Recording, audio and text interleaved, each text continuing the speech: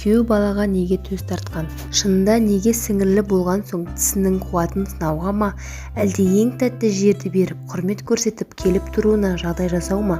Жоқ, дана қазақ одан да арғы нәрсені білген. Өйткені қазақ дана, ғалым ғұлама.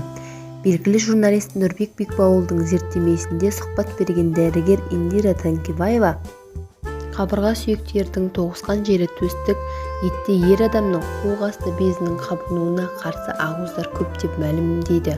Ол суық тиюден қорғайды әрі емдейді деп түсіндіреді. Шынында ер адамның қуық асты безінің қабынуы суықтан, уайым қайғыдан болатыны белгілі. Сондықтан емес пе қазақта зәрем зәр түбіне кетті деген сөз қалыптасқан дейді журналист.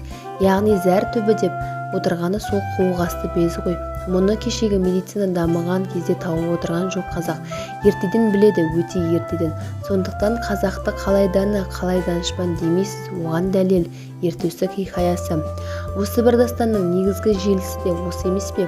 Есіңізге түсіріңізші, Ерназар байдың 8 бірдей баласы жылқы бағып жүріп боранда ағып кетеді. Сөйтіп бай бір-ақ күнде байлықтан да баладан да айырылып қайғыдан бас көтермей жатады. Сөйтіп жатқанда көзі шаңырақта ілулі тұрған бір жапырақ төс етке түсіп кетеді. Көңіл күйі құлазыған Ерназар кемпір екеуі әлгі төс етті алып асып жейді. Содан кейін екеуінің арасында дүниеге ұл келіп, атын ертөстік деп қоймайды ма? Міне сол ілулі тұрған неге төс ет, неге өзге ет емес. Өйткені төс еттің ер адамның қауқарына қуат беруге себепкер екеніне дана қазақ ертеден білді. Сондықтан күйеуге төс ет тартты.